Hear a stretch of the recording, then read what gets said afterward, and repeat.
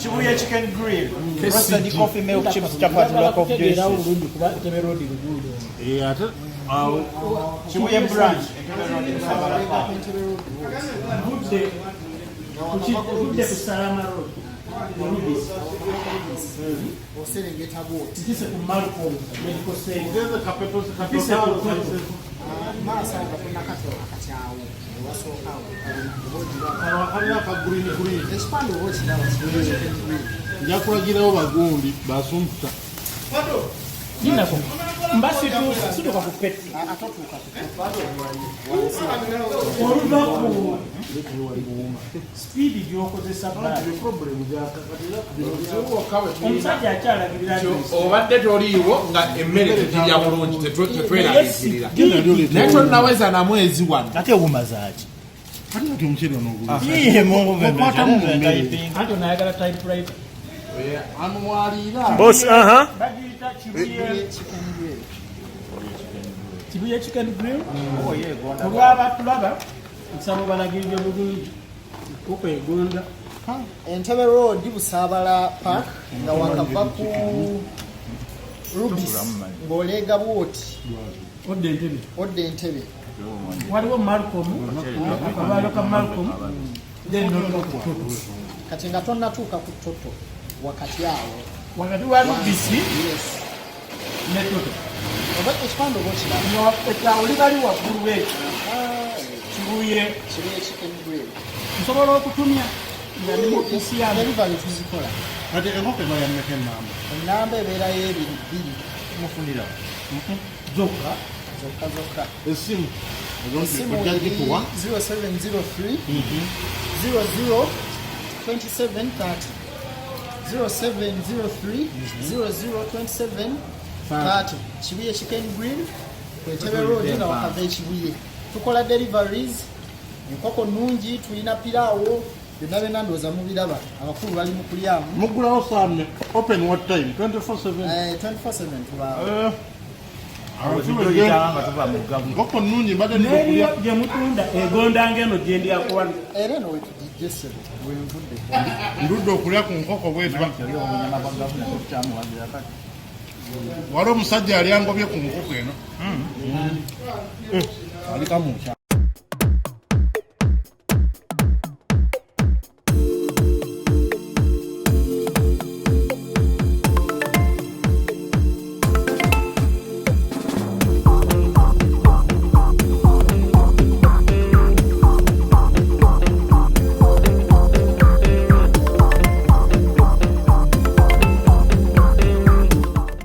Simu bubi.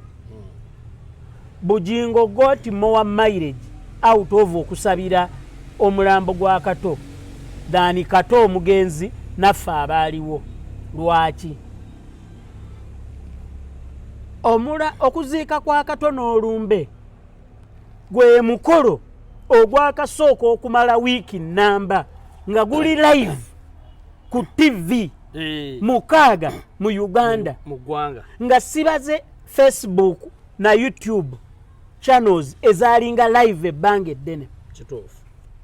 Eyo publicity manyi nze like it or not nze mpannyo omukulembeze w'eggwanga ekitiibwa. Kuba oba omwagalo batomwagala teri bukulu butaveeri Katonda. Okiwulira? Eyo publicity I can assure you and with respect to him ne president naye yandijagadde. Okubeera live ku TV Spark, Sanyuka, NBS, Salt, BBS, in fact ne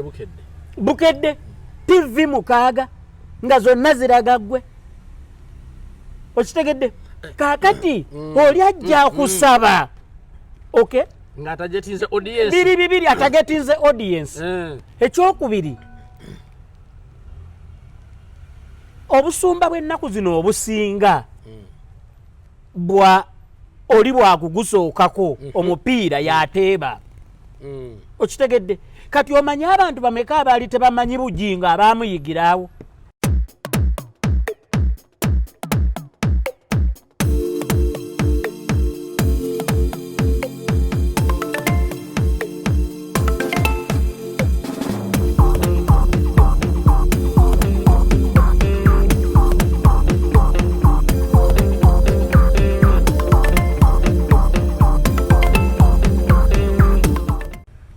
Welcome to yet another edition of Kasuku Live. Olunaku olwaleero nina wensinzidde wano mbadde maze ndowooza omwezi nga gumu n'ekitundu nga tetujjaawo sibe kiri anko ate babadde mu kufiirwa mbadde tunalabika ddi bitalo ku bitalo baaba bibadde bitalo ku bitalo olyota anko ndi bulungi Kasuku ogamba otya wazabanga ne anko Eddy muto wa Kibuuka nze siba na buzibu bwonna ate nebaza nnyo Mukama Katonda okunkuuma olw'ekirabo eky'obulamu manyi byonna ku nsi Katonda asobola obbikuwa naye nga takuwadde ekirabo kya bulamu so ekyo omanyi njagala nyumirwa nnyo engeri muganda wo Kibuuka gyakwagalamu Kibuuka yina engeri gyakwagalamu n'akwagaza n'abantu abalala batakola ki abatanjagala Kibuuka waffe bwe tutyo ffenna buli omu ayagala munne Kibuuka wandiika omuzannyo gutambula ne jjajja erinnya lya Eddy Sendi toyinza ddikola ki n'amuteeka waawo ndowooza buli muntu yalifuddenga nnyo ku muntu we okiwidde bwana Kasuku naye nga mukulikeeyo mu maziika naye tuli mu bitalo twafiirwa omulongo yabuuka mpozi kuba kubuuka omulongo wokubiri yabuuka kato yali yasooka okubuuka waswa sorry yali yabuuka waswa wayiseewo emyaka nga yasooka 8 ku 10 ate emyaka 8 ku 10 gyali aludde ng'abuuse waswa yaliko erandani yava wano n'agenda ku kyeyo n'abeerayo at least n'akolayo ku ssente n'azimba ennyumba ennansana awo n'ateekamu mukyala we lwakuba ye waswa teyali mu drama kyova olaba nti abantu okugjako abaali nnyo close ku Black Pearls yalinga na Wayiswa waliwo Ebony Wayiswa ye yali mukwano gwa Kato era bazannyanga babiri nga boolaba nti emizannyo mingi Senkubuge ng'azannya ne Kibuuka waliwo abantu abo babeera nga bapatinaringa nnyo kati olw'okuba abantu baali balowooza n'okulowooza Ebony Wayiswa oyo ali ku Beat FM gy'akola abantu abamu baali balowooza nga n'ekya Wayiswa manyi obusosoze bweyongedde ennaku zino edda nga abantu bwoli bagamba nti Wayiswa nga abantu balowooza Waswa naye kati wonna bw'oyogera Wayiswa ng'oli agambirawo mangu oyo musoga ng'agikanyugawo layini ng'agisuula naye edda nga abantu bangi baayitanga twalinako ne minisita ye yali Kintu naye Moses Kintu naye yali musoga yafa mu 93 awo 92 Moses Kintu yali deputy minister wa finance omanyiza I'm a student of history era bye binjagaza ennyo Mukama Katonda Cosmas Adiebo bamuwa obwa prime minister bagenda omukima yali ali wano kwa Johnny yagendanga wali natete kati abaali kumalwa protocol ne security nebijja omuga nti mukama wange bakuwadde obukulu yalowooza nti bazze mukwata n'ateekayo ngadduka omulimu bano bamugoba bamuga nti mukama wange tuzze bakututumye ogudde mu gufo nga yamanyi bazze bakwata paka lwe bamugwako ng'aweekera bamuga nti gwe prime minister gwe boss ogudde mu bintu naye Kasuku nga tukyafundikira okuziika kwa Lubwama byebyokuyiga twafunye mu bingi anko Eddy ebyokuyiga twafunye bingi ate katugenda bitambulirako nnyo ekisooka Lubwama tulina omuyigirako ffenna obutatereka bintu ku mutima banayo mube mubulire nti mubi aleme kusemberera bbanga baleme nga tumalira biseera abantu okifuna bulungi ekyokulala omuntu yenna kati naddala fe abalivingira mbuno obulamu n'abalivingira mu Kampala ne mu industries no buli muntu yali kati omukwano omutuufu manyi baguyita omukwano omutuufu nti nina owange baguyita Nsereko era muntu akubuuza guyinayo Nsereko oba Nsereko oyaani anko okiwulidde anko temukisussa ate tugenda kisussa to the contrary sirina buzibu na honorable Nsereko naye abantu bangi balina bansereko baabwe naye nga buli omu omanya abiibya bubwe okitegedde nga bwolaba buli omu alumwa bubwe nze nsobola okubeera nga anka oli mukwano gwange ennyo nga nkulina ku mutima naye nga nsobola n'okumala ewiiki ezi nga sikubidde kasimu naye kakutande wabeewo ekikugwako oba ofuneyo ekyessanyu oba ekyennaku nze nkusooka ku kido bwosookawo naye ate kwegamba tubeere careful I'm from the school of thought egamba titwawula akajanja n'omukwano tagama nti Nsereko wakajanja si kyeŋŋambye nkufuna bulungi si kyeŋŋambye okitegedde kwamba tujja genda tukola ensobi tujja abantu abatwagala naye nga tebeemulisa tugambe nti tebatwagala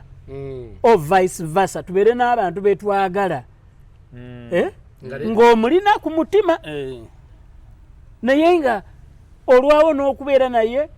ekinene ennyo ka message oba mulina whatsapp group emu gye mubeeramu ng'oli omufollowinga okitegedde so kwegamba nga si byakajanja naye kale ye Nsereko situjja kugana kumwebaza omukwano gwe yalaze era nange mwebaza ulira mwebaza naye omukwano kiko ekyo tetugukozesa nga ya district ya mukwano kati nze nja kuwa ekyokulabirako waliyo abantu ng'abeera ne mukyala we mpa kyakulabirako andi saagala abalaba mu ntegeere bubi nga bw'olaba Sam ne Sophie Gombya Sam ne Sophie Gombya nsooka okulabagana ne Sam mu early 90s n'akwana Sophie n'atandika okweyita Gombya nga tebannaba kugattibwa nga tanabagenda wuwe nga girlfriend naye nga yeeyita omanye edda kyalingawo nnyo kati tekiriiwo edda oli omuwala kasita omulenzi yamukwananga olwagiranga ng'atandika okukozesa erinnya lye era waliwo omanyi Sam oyo yalina mukwano gwe baamuyitanga Joseph Mulinde ne bakola bandi bonna nga bagiyita Josams Joseph ne Sam kati Sam n'akwana Sophie Gombya amanya amatuufu Sophie Nabukalu Joseph Mulinde n'akwana Mariam Ndagire si Mariam Ndagire mwe gwe mumanyi n'akwana omuwala nga ye Mariam Ndagire kati oli okwagala okuva mu shadow ya Mariam Ndagire kuba yaliwo nga munene n'akozesa erinnya lya Mulinde omuwala bambi erinnya lyamukalirako naye ate baayawukana ne Sam ne Joseph Mulinde bubi nnyo bo basiba mu ddiba erimu baliyuza ate naffe twakula tumanyi nti bategeeza mwami Mulinde Henulo n'omusuubuzi w'e Masaka nedda oli Joseph Mulinde era Joseph oyo yali mukubi wa nnanga mmejjale ng'ayimba naye yali mukubi wa nnanga kakati mu kyo ntegeeza ki waliyo abantu ababeera ne bakyala baabwe nga Sam ne Sophie Gombya okay ate n'osangayo omuntu nga nze nga nange nga baagalana Sam ne Sophie baagalana genuinely okay ate n'ojja osangayo nange mukyala wange twagalana nnyo Josephine Sendi Kaduwa okay twagalana nnyo naye mbeera naye mu bantu balirirwe naye ate ng'omukwano muyitirivu gwasuka guyiika buyisi bweguba ku kino ekitambaala tegujaako gwakimemmete kati so saagala mutandike olina Nserekowo mujja kuleeta ki obuzibu oba muntu ajja kubanga akwagala nga genuine akwagala naye nga bw'oba tomulabyemu elementi ya Nsereko okyawe tayitiwo onfuna nze ndi omu ku bantu kano kankayiseewo ndi omu ku basajja abatono ennyo mu miliyoni 5 eziri mu Uganda essaawa yonna omuntu wayagalira akubira mukyala wange essimu n'amugamba oli musanyufu mu bufumbo bwo n'addamu nti ye ndi musanyufu ekyo gwe genda mu mikwano gy'okwata eyo 10 abafumbo obagambe nti teeka essimu mu lawudi gamba nti buuza ekibuuzo kino abanaaba bakkiriza ojja kuwulira ebivumo ebinaaba ku ssimu eyo ndifendinga statement yange andi saagala ntegeerwe bubi sigamba nti Nsereko abadde tayagala Kato no abadde amwagala naye nze enjagala saagala tugikozesenga yard stick saagala tugikozesenga buwoome bwa sukaali tigyokoma okussaamu omungi gyakoma okuwooma bw'oteekamu akamu abatawoomye ekyokuyiga kyetwafunyeeyo nti mu nsonga ng'ezo ez'ennaku naye tulekerawo okwegattira mu nsonga z'ennaku nga ze zitugatta naye nazo si kibi okwegattira mu mbeera ng'eyo nekyo ndoza nakyo twali badde tukikomya abantu ne batandika okweyozanga obuziina bwabwe eri emabbali we nasoose okulaba ku Abitex ng'akubira Misaaki ng'amuyita na Bulaza baali bategeeragana kufa kwa mama wa Misaaki. Abitex yalangira n'agamba nti nzize okuziika mama wa Misaaki ng'omuzadde waffe naye empalana yaffe yina okusigala ng'egenda muki mu maaso naye aba mu studio n'afuna amawulire g'okufa kw'omulongo Kato lwe nalaba ng'akubira Misaaki ng'amuyita nti Bulaza kyempulidde ddala kituufu ekyo nakyo nekikola ki so mu mbeera eyo yennyini ey'okufiirwa twebaza nnyo abantu abaatubudaabuda kubanga ffenna twali mu nnaku ey'amaanyi musumba oyo Bugingo naye yatulaga omukwano yalaga Kato omukwano tebyakoma ku Martin Road agumulaze ebbanga lyonna mu bufu ne mu bulamu musumba Bugingo tumwebaliza ddala ekisinga okufuula comfortable mu bulamu bwo Mungu kyabaakuwa Pastor Rosias Bugingo bangi nno boogenda okusabira abaweta mu kkoona lye limu bwe lityo ate Bugingo yasaba Katonda emyaka gye 10 agimuwe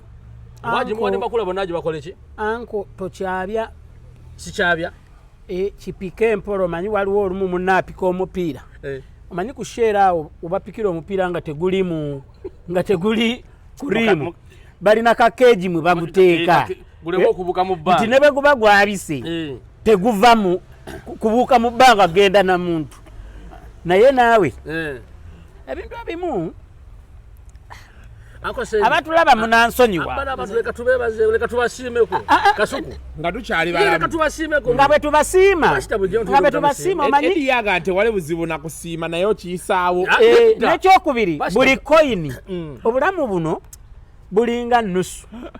ennusu erina sayidi zombi esayidi bbiri katukyusa tutunuleko ne ku sayidi endala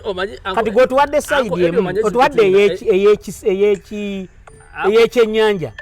katukyuke tunuleko ne ku ya court of arms kati ya court of arms omanyi gikyuse kubanga nti Bugingo yali ne Kato ku Wilson ku Martin Road egyo emyaka mingi ne bakyusa bonna enkola Kato n'ayingira industry ya entertainment n'ayingira kunabera presenter ku radio Bugingo so ne zimukuba yenga bwe zamukuba zamutawanya mukama n'amukwatako n'afuna ekigambo n'atandika okukola ki ate n'akyusa obulamu n'ebibeera bw'amaanyi nnyo naye ne batakola ki n'atava ku mbuuvu ne munne we bakolera ku Martin ate najja n'amubeerawo kubanga sitaba kujja kutusabira omulango twali mutaddeyo buteesi omupiira guteeke mu keegi anko Eddy abuuza taba kujja kumusabira omulango twali suddeyo musuule kakati kankubuulire kino ebya Kaisaali bibeere bya Kaisaali n'ebya Katonda bibeere bya Katonda nkufuna buli kibangawo otunulanga nnyo ani asinga okubenefitinga help regardless okay kino kyengenda okulaga si mu bubi Bugingo got more mileage out of okusabira omulambo gwa Kato than Kato omugenzi naffe abaaliwo lwaki okuziika kwa Kato n'olumbe gwe mukolo ogwakasooka okumala wiiki nnamba nga guli live ku TV mukaaga mu Uganda nga sibaze Facebook na YouTube channels ezalinga live ebbanga eddene eyo publicity manyi nze like it or not nze mpa nnyo omukulembeze w'eggwanga ekitiibwa kuba oba omwagalo batomwagala teri bukulu butaveeri Katonda ekyo nange nkimuwa era nalinja okiwulira eyo publicity I can assure you and with respect to him ne president naye yandijagadde okubeera live ku TV Spark Sanyuka NBS Salt BBS in fact ne bukedde TV mukaaga nga zonna ziragaggwe okitegedde kakati oli ajja kusaba okay nga atagetinze audience bibiri atagetinze audience ekyokubiri obusumba bw'ennaku zino obusinga bwa oli bwakugusookako omupiira yateeba okitegedde kati omanya abantu bameka abaali tebamanyi Bugingo abaamuyigiraawo naye ateba naye siwe nga gwe gusoose waliyo n'omusumba gwe twalise nkyesirikidde oba nesirikidde ow'okubbiri naye akijjuza ng'ate talabikako wantu wonna wuliriza nze nkugamba buli lukya olaba ne Mukama Katonda kitaffe bwe yajja ebyamagero yabikoleranga nga bantu bamala kuŋŋaana yeebasa ali mu lyato kibuyaga alitwala kuba nduulu ne bakuba nnyo endulu abantu bangi n'ajjayo omuggo nakati gwe tereera buli kyamagero Yesu kye yakola wamalanga kubaawo bantu katuddeyo wali okay yes tumwebaza omusumba naye yafunamu eyo visibility yali y'amaanyi era yali ajeetaaga ye pastor Bugingo yes and two abadde n'ekizibu era nange mwebaza yeebala okujja okiwulira era ekyo sikijjaawo naye nkutta ekinusu ne tukikyusa kuba kirina enjuyi ki biri gobadde oli ku saidi ya kyennyanja nkyuse tutunuleko nekuya koto vamu nti yendala tazaagala anti n'ekirala kakati omuntu bw'amala okumulaba wali omanye ekiddirira kuba kugamba yabuulidde bulungi kozi ye abeerawa ku yiye nti ku Salt Media n'agendako ngenda kubuuza ekirala omulala n'abuuza nti pozi kyaki bwe tubanga tuli kyaki eriruddawa n'agendayo bwe tubanga tuli ku njiri yokka byawandiikibwa byokka omanyi nti ekimu ku bifudde abasumba ab'amaanyi TV ne rediyo ze baggulawo si kigambo kye babuulira TV ne rediyo zibayamba mu kubunyisa ekigambo okimanyi nti kuliko omusumba omu nga yasembyeyo okukola TV ate nga yabadde asinga omugobereza omungi ani ow'okubbiri yasembyeyo okukola TV Pastor Tom ye yasembyeyo okukola TV okay gakyali ga mu nkuubo naye kigambibwa yaguze CTV ebadde CSSETV ebadde eri enaggulu wali nti yagiguze ate oyo ye pasita wange era ow'emutundwe ye pasita yekkali y'omutuufu gwe gwomanyi ebikolwa bimwogerera gwe genda onoonyereze ejja kuba mboozi ya lulala saagala tukikaniremu ejja kuba mboozi ya lulala kyengenda okugamba kiriwo Bugingo gwe mmanyiyo yekka omutuufu fine naye naliriza nkugamba omusumba Bugingo tukwebaza weebala okusabira mukwano gwaffe Katolo Bwama ate abadde awangadde nnyo n'okubeera nti era abadde mukwano gwo naye naawe nsaba omwoyo gw'omugenzi ogwebaze okuwa akakisa okufuna publicity ya wiiki namba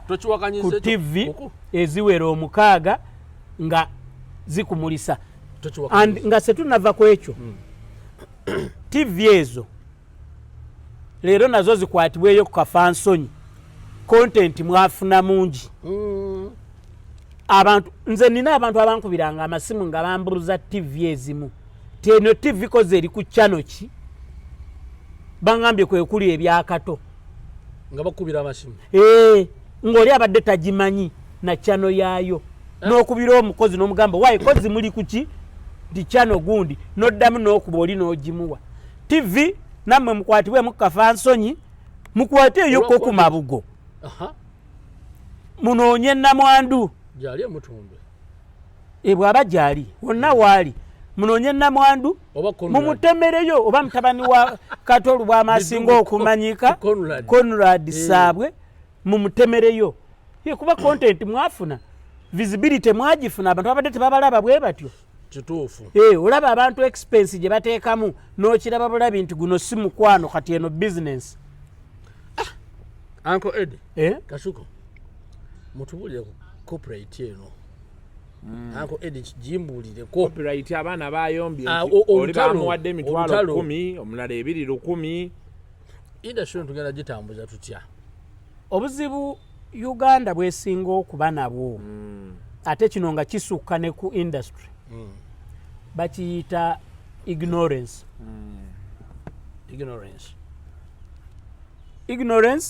ne mindset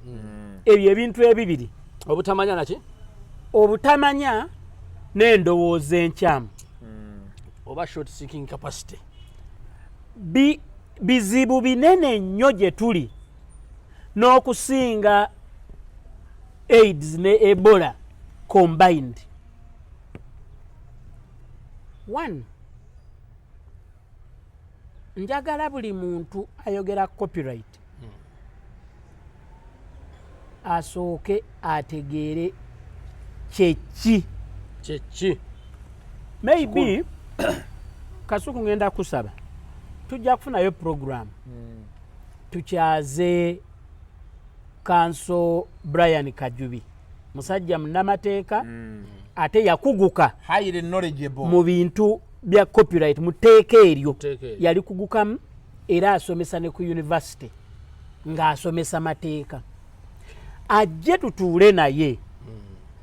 tusooke tutemeretemera abantu naddala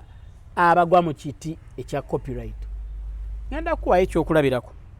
abayimbi bangi boogera copyright naye ng'etteeka eryo singa ddala liteekebwa mu nkola libakwata abayimbi bo bennyini omanyi lwaki abalirwanirira abasinga ennyimba ze bayimba badda mu nnyimba z'abantu ekituufu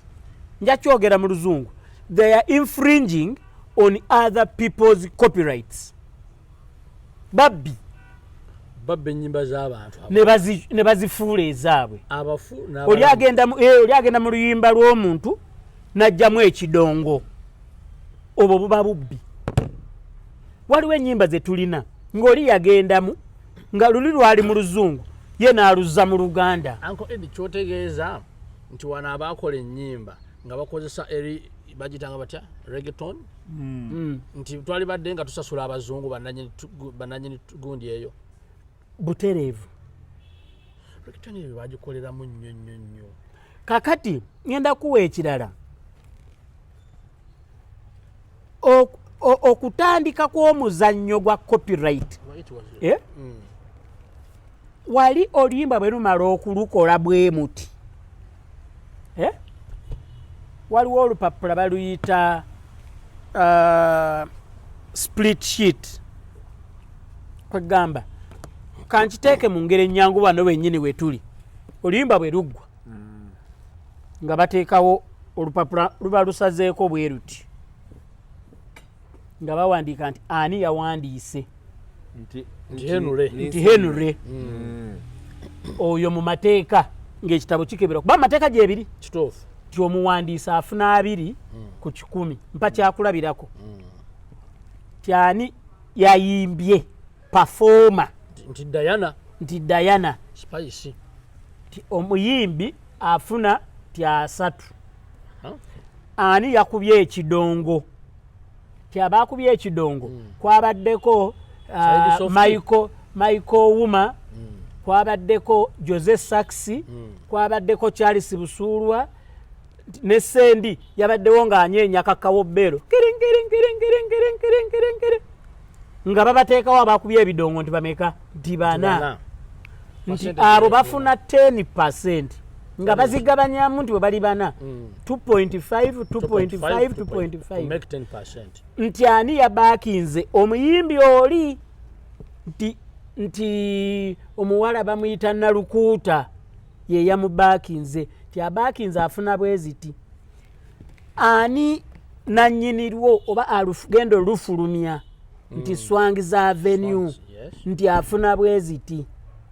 ompulira bulungi ani producer ow'ebidongo kwata maloboozi kola biki nti pademani nti afuna bweziti toto meka nti 10 olupapula olwo nga lukwatibwa ng'abantu bonna bassaako n'emikono okay nga lutwalibwa mu URSB n'oluyimba ku CD nga biri gye sitaringibwa ekitegeeza Uncle Eddy ba beneficiary mu kintu kino babeera bangi si artist ye okay kakati bw'ovaawo ng'ogenda mu UPRS ng'oteekayo kati buli lwe lukuba mu mateeka bwe kiteekeddwa okuba buli lwe lukuba bwe batuuka okusasula UPRS ng'ega nti sendi eyanyenyaamu ensaasi kici mulaba abantu abalaba bandi ezo ziri live omuntu ajja ku stage ng'alina akantu kakuba y'abaana bato naako nako oli wabanga akatadde mu luyimba mu studio aba alina okufuna akati awo wonna abayimbi baffe abasinga tebamanyiiwo bo bamanyi kimu nayimba oluyimba lwange njagala copyright sigifunamu nkuzayo ku kiri kyeŋŋambye nti ekizibu kye tusinga okuba nakyo is ignorance kituufu 2 abayimbi baffe abasinga babbi kuba tebali ready bwe bafuna ssente ne baba kale nga tebannafuna naye ne mu byonna ebyogerwa tewaliwo gw'owulira agamba nti tuddeyo tutereeze wali tutandike buto oli ayagala zonna ezizze zibe zize era bw'awandiisa oluyimba konna kabakaki kasuku ekintu ekyo abayimbi ba artist bakitegeddeko simanyi abamu bakimanyi abamu byenjogera babimanyi Eddy watulanga n'abantu bano wulira abamu babimanyi abamu tebabimanyi abamu babimanyi naye tebaagala kwogera nti babimanyi ate ne mutabani we simulabamu kubalwanira copyright oba olwokuba nti ali mu America mutabani we kamiliyoni alabika ye yamuyisizaamu naatya okusasula bapademaani bakibalama ababakinga oba bwekito bwe kiri ngenda kugambayo kino obuzibu bwa copyright andi kintu kyaffe kyabaddugavu omanyiza ebintu ebimu argumenti zange nzijja nnyo ku bayimbi njakuwa ekyokulabirako lumu waliwo ow'amagye alina ensobi gye yakola abantu ne boogerera nnyo ab'amagye naye omwogezi w'amagye yaliwo ebiseera ebyo yajja n'agamba nti bannaaye tusooke tugende empola abantu bano tetuganye b'amagye naye omuntu abeera eyo ewammwe n'akula n'aweza emyaka 3 n'ajja mu magye ne tumutrayiningira omwaka gumu ne wayita emyaka 2 n'abaako kyakoze ne mwogerera nnyo amagye naye omuntu ono ng'amaze nammwe emyaka ameka 3 ffe ate ffe tujja ku kyalo ne tusaba mu lwatu mmwe mwennyini ne mulaba omuntu ng'azze okutendekebwa kyeyamaani wero si wanu gwe mubeera naye ku kyalo amumanyi n'amuwa n'ebbaluwa n'owa 2 n'owa 3 you should be more to blame because omuntu mwe mumaze naye emyaka 3 fene waffe amazeeyo 2 n'akola ekikolobero kati na wano nze olumu argumenti zange nzijja ku bayimbi nenjagala society yonna ekole ki enenyezebwe mukyo ntegeeza ki abantu baffe bangi twagala nnyo akagwirawo ekituufu kyova olaba nti kabeere mukyala mubalagavu omusajja amuyita okunjoyininga ku mmeeza n'addira $2,000,000 oba $10,000 n'abuteekaawo ne batandika okunyumya emirundi egisinga tasigala kyekimu atoberawo naawe ajja ng'ebigambo byekakasa naye nga omwana w'omusiraamu takola ki taliiwo biba byanjawulo abaana olaba ku maali bwe bati n'atoberawo ng'akyuka tukikomyawo tetukigenda mu nnyo abantu bo bano beetaaga okusooka okuyigirizibwa oba okusomesebwa kakati ekibi kye bali mukola kati eri kubanga ekibi okusomesa tebakwagala ate nedda ekisogedde bakola kiro emisana babeera beebase Eddy Kenzo abayisemu bonna bonna essimu era nti yabakulira bonna abayisemu kubanga twagala batambulire ku peegi emu Eddy Kenzo Irudamani yali mu parliament ne principal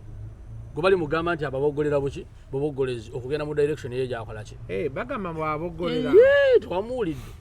nti bagala nti ffe tunagoberera ebyo byatubogolera ngaani ajje ku stage tuyimbe ffe tuli bayimbi ani yamutwala eyo gyakola ki so okugenda eyo gyali si ensonga naye kaakati omulimo kyekiki kubanga dedde olunaku lujja kutuuka ndi Kyagulanyi naye akola ki aveewo naye abaana be beetaaga okusigala nga baki babeneficiary mu bintu byeyakola ki byeyakolerera afuna bulungi naye ekizibu kiri kimu nti ye Kyagulanyi ndowooza ekimuleetera okuboggola yalowooza nti abagenda okuteesa ku corporate basooke bateese ku Kyagulanyi lwali takola ki tayimba kati awo olutalo boyo balukoze eki naye nze okusinziira ku message ya Uncle Eddy gye mpulidde basooke bafune okusomesebwa ku corporate kubanga okusinziira bw'ogimenyemenye si buli artist nti agimanyi nti bano bonna abayita mu luyimba lw'okutuuka okukola ki okufuluma awo kwanza nga bw'ogamba nti okuvuga emmotoka tova eno n'obuuka n'otomera ddirisa n'olyasa n'ogwa munda no kwata kisumuluzo gulawo yingira gula oluggi ng'omaze okujja mu looko teekamu kisumuluzo kuba serefu ebintu birina emitendera gula endabirwamu beera ng'olaba emabega wano n'eno okiraba kati nkakasa abalwanira corporate bamanyi ba artist bokka ayina kati sawe bakyali kuba artist ate Uncle Eddy bana tobaweeza nze obadde nabe ebbanga mubasomese ngenda kunyumizaayo ekintu kyebamanyi nagamba emyaka 12 emabega myaka 18 9 awo neŋŋamba nti abayimbi bagende mu UPRS bagyegatteko bwe bamala okugyegattako balwanire muli okufuna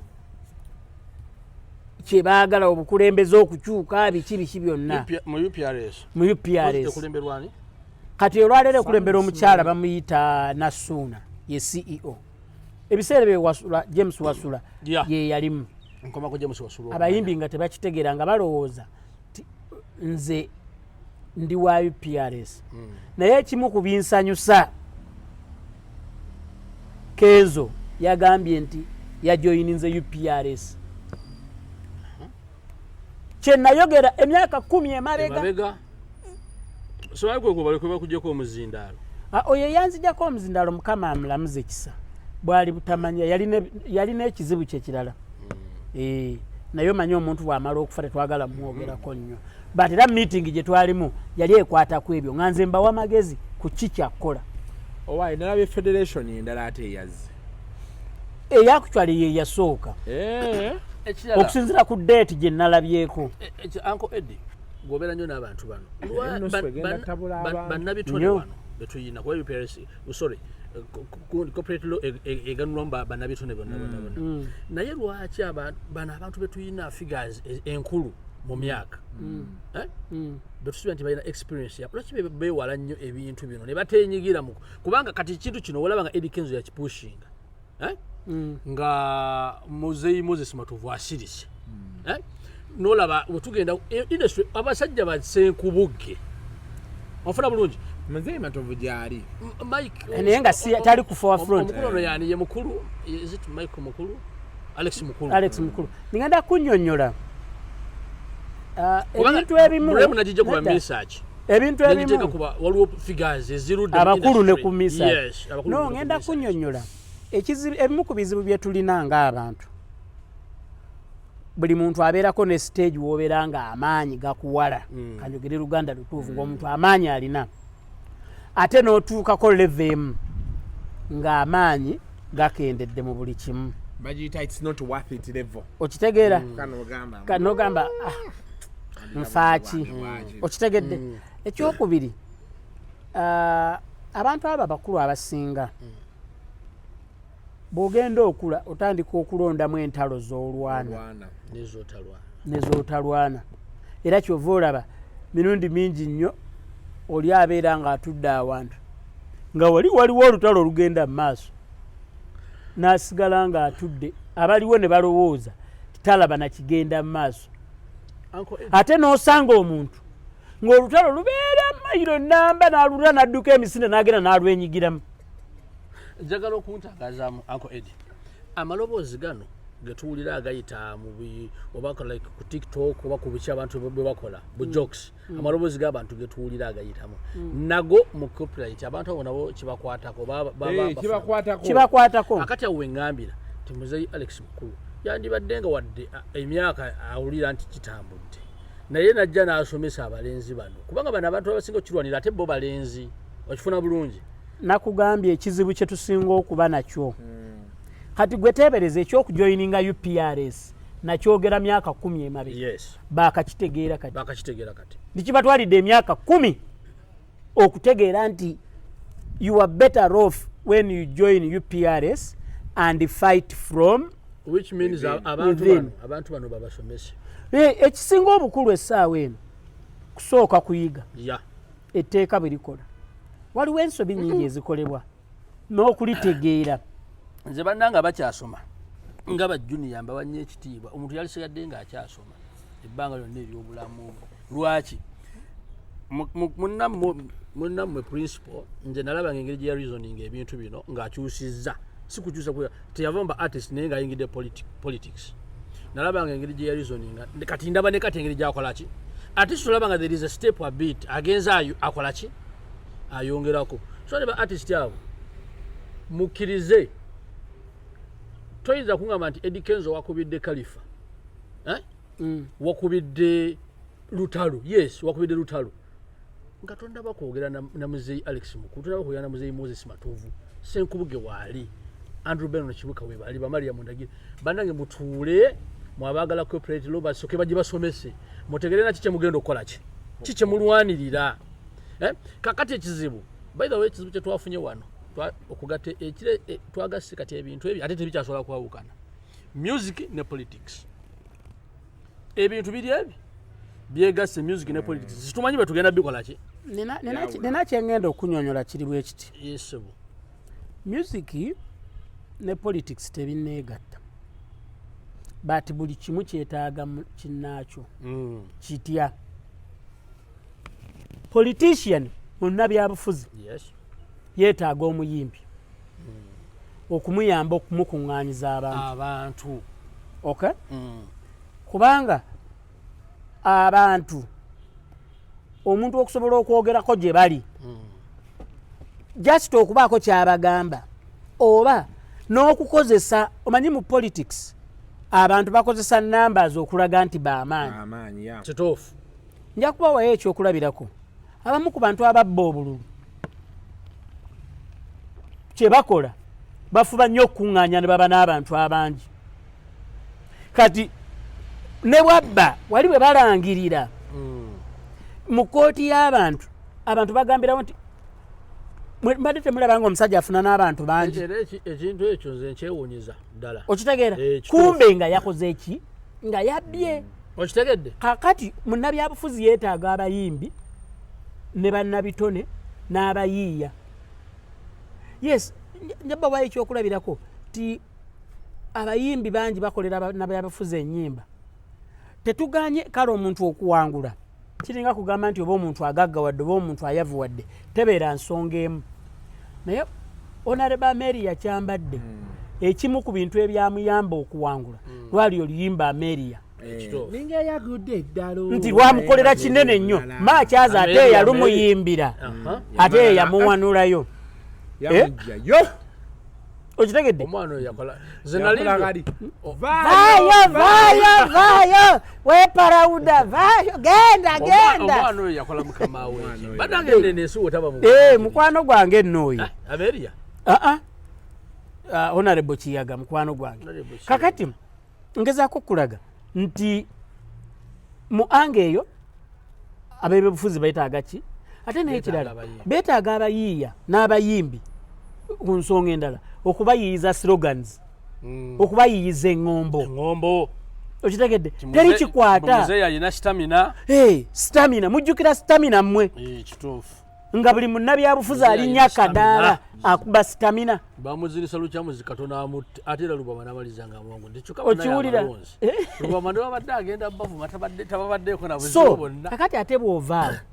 ate bwe tutuuka mu ludda olulala buli munnayuganda weetaaga memba wa paaliyamenti kubanga buli munnayuganda naddala ng'olina omulimu gw'okola waliwo etteeka lwe likunyiga nga wandyagadde owa memba wa paaliyamenti munnabyabufuzi ekirowoozo kyo abeeko kyakutereereza bamemba ba paalamenti abantu bakyabeetaaga nga bangi lw'omanya nti omwetaaga nga waliwo etteeka erikunyiga oba olina etteeka ly'oyagala kati saawa eno bannabitone waliwo ennongoosereza mu tteeka lya copyright liri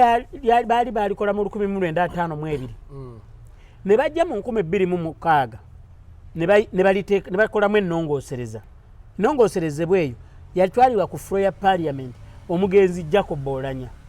ng'akyali memba wa parliament nga si speaker n'atwalayo ennongoosereza eyo abantu bangi abaagikolako bangi okiraba kakati n'abatali mu parliament akati naye 26 waliwo ebintu bingi ebitaaliwo nga weebiri kati nti bino byonna ebya digital tebyaliwo zi YouTube Spotify biki byonna callback ringtones biki byonna ebyo tebyaliwo kakati bizze twalina ekitongole bwe baali bakola luli bateekawo ekisolooza ssente z'abayimbi naye oluvannyuma lwa 26 paka olwaleero abantu bakizudde nti maybe wasaana wabeerewo ekisukka mu kimu kiyambe abayimbi bano okufunamu kati ebyo byonna byetaaga okulongoosebwa awatali ssebo gwe memba parliament gogamba nga bangi bamemba ba parliament bwe beesuulayo gwa naggamba ennongoosereza teyita kati buli munnabitone na buli muntu yenna afunamu mu copyright law naye ate kinewunyisa aba abeetaaga kyenalabye entalo zino eziri wano ate bapromota balinga abataagala abayimbi bafune copyright bapromota bapromota abasinga malindirizi omanyi Uncle Eddy nange ndi music promoter abasinga mwenna muli malindirizi promotion company yange promoting achi tokimanyi nti nina company Jimtex promotion company tokimanyi Jimtex iyo nakaddamu okuliniwalinga ebivulu byansala ne binsala neyengwa nengenda ebulamu deyasipula nemyaka gye namala kakati nakaddamu okuliniwalinga company yange nkuwa omuyimbi mpa omuyimbi ate nno eyange emanagingibwa mukazi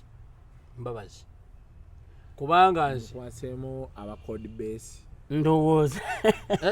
tulina abawala baffe basatu Nowera Queen Smile ne Linda Ann Mbabazi Lilian si Lilian ono mukamuoze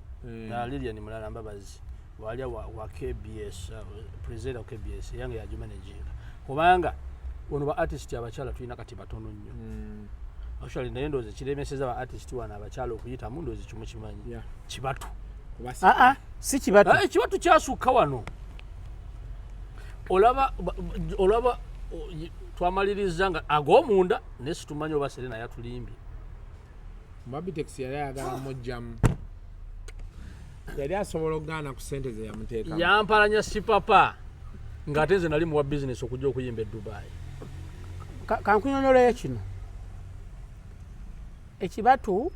yes yemu ku nsonga naye si yeeyokka ekiremesa abayimbi abakyala abasinga mu Uganda okuyimba abantu bangi abayingira endongo n'ebigendererwa ebyenjawulo omanyi nti abantu bangi bayingira endongo lwa bwavu era nga ye singa afuna amuteekamu ssente namuga ti gwe jangu otuule wano kawundo yiino iPhone Pro Max yiino 14 Pro kwatangayo n'emitwalo 5 buli wiiki genda weekoleko ogenda omukubira omuyita nze sirierabira muyimbi gwe nakubirako essimu n'angamba nti yogera ne manager wange nze manager we yani nanga nti vice president Bukenya hey omuyimbi oyo hey tulabye ebintu oyo gotegedde ye nga embeera yaliwo abaana bano gabekoze okitegero lyokuga nti kubira manager wange nti yani nti vice president naye ataawo tutegedde banja olukubanga so gotegedde bwentegedde kakati gwe kirekera okitegedde so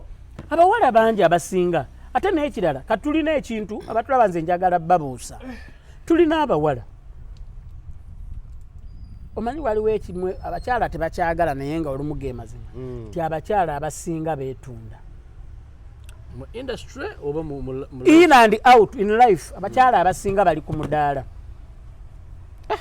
kakati abaana abamu music bamukozesa kulinyisa profile kuba n'abasajja abawoga bangi